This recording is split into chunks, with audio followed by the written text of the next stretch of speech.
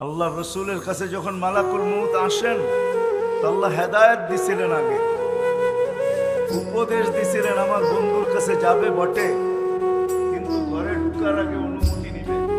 অনুমতি নিলে ঢুকবে, নাইলে ফিরত চলে আসবে। আয়েশা অনুমতি নিছেন। তারপরে আল্লাহ বলছেন, শোনো, হাত রাখার আগে আবার অনুমতি নিবে, রাখতে দিলে রাখবে, নাইলে চলে আসবে। ওই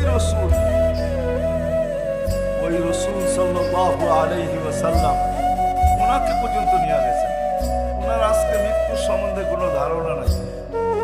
যখন আল্লাহ ওনার উপরে মৃত্যুর যাতনা ঢালবেন, উনি একটা চিৎকার করে চিৎকার,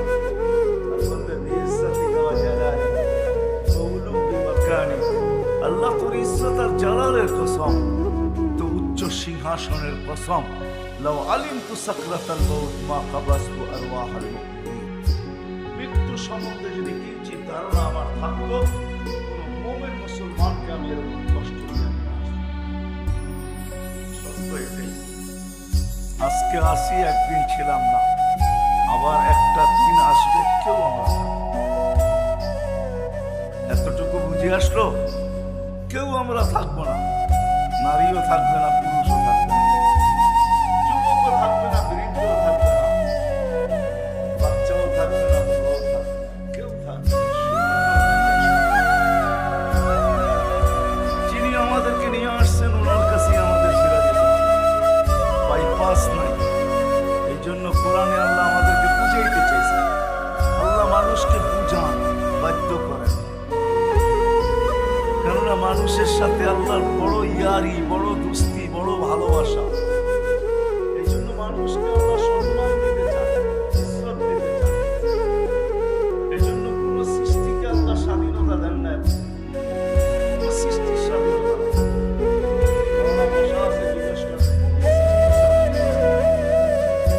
সব সৃষ্টিকে আল্লাহ হুকুম দিয়ে চালাইছে, একমাত্র মানুষকে আল্লাহ স্বাধীনতা দিয়েছে। তাও বেশি দেন নাই। স্বাধীনতা যদি না দিত, হায় হায় হায়, সব কিছু ভোগ করবো আল্লাহ আর মানব না আল্লাহকে, এটা কোনদিন পসিবল ছিল না, সম্ভব ছিল না। সবকিছু তার ভোগ করে মানেন যে আল্লাহর ভোগ করে, যুবক মানে যে আল্লাহর ভোগ করি সব, মানে আল্লাহর ভোগ করি সব, 24 ঘন্টার আল্লাহর ভোগ করি। এই জন্য কোন এক জায়গায় আল্লাহ বুঝাইছেন, আস্তুরুকা ওয়ালা তাকশানি, মানুষ তুই একমাত্র কপাল পোড়ার হতভাগা। 24 ঘন্টা তোর সাথে আমি লুকোচুরি খেলি, কিন্তু তুই একবারও বাবাকে ভয় পাস না। 24 ঘন্টা লুকোচুরি, তুই গুনাহ করতে ভালোবাসো, আমি লুকাইতে ভালোবাসি। তুই গুনায় মজা পাস, আমি লুকাইতে মজা পাই। তোর গুনায় অভ্যস্ত, আমি লুকাইতে অভ্যস্ত। যদি আমি তোর গুনাহ না লুকাইতাম, লাউ কাশাফতু সিররাকা লাসাব্বাকান নাস, আমি যদি তোর ভুল ত্রুটিকে খুলে দিতাম, তো মানুষ সালামের জায়গায় তোকে জুতা মারতো, জুতা। ও যুবক, তোমাদের পায়ে হাত রাখা বলি, বলো তোমরা টাঙ্গাইলে থাকো আর এই গ্রামে থাকো, নিমানি থাকো, সারা রাত্রে নেটে যে সমস্ত জায়গায় তোমরা ঘুরতে থাকো, ইন্টারনেটের ভিতরে যে সমস্ত জায়গায় ঘুরতে থাকো, বলো তোমাদের ঘরের মানুষ যদি জানতো, আল্লাহ যদি লুকোচুরি না খেলতেন, যদি জানতো, তাহলে তোমাদেরকে বহুত আগে ঘরের থেকে বাহির করে দিত। রাগ হলো না, তোমাদের পায়ে হাত রেখা বলতেছে। আল্লাহ বলে, সারা দিন তোর সাথে আমি লুকোচুরি খেলি, কাউকে ভুল ত্রুটি জানতে দিই না। যদি জানতে দিতাম, তো স্বামী কোনোদিন স্ত্রীকে সমীহা করতো না, স্ত্রী কোনোদিন স্বামীকে করতো না। এমন ভুল জীবনে সবাই আমার আছে, হয়তো আপনাদের। আল্লাহ বলে, খুঁজা দিলে কিন্তু মানুষের সালামের জায়গায় মানুষ তোকে গালি দিত। আমি 24 ঘন্টা তোর সাথে লুকোচুরি, কাউকে জানতে দিই না। 24 ঘন্টা লুকোচুরি খেলি, কাউকে জানতে দিই না। 24 ঘন্টা তোকে সুরক্ষিত করি, হয় কারো হাত তোর উপরে পৌঁছতে দেই না। এর হাদিসে আছে আলা কুল্লা ইয়াউমিন ওয়াল আরদু তাস্তাযিনু রাব্বাহ। বলে আল্লাহ আমাকে অনুমতি দেন না। আলা কুল্লা ইয়াউমিন ওয়াল বাহরু ইস্তাযিনু রাব্বাহ। প্রতিদিন সমুদ্র বলে আল্লাহ আমাদেরকে অনুমতি দেন না। আলা কুল্লা ইয়াউমিন ওয়াল মালাইকাতু তাস্তাযিনু রাব্বাহ। ফেরেশতা বলে আল্লাহ আমাকে অনুমতি দেন।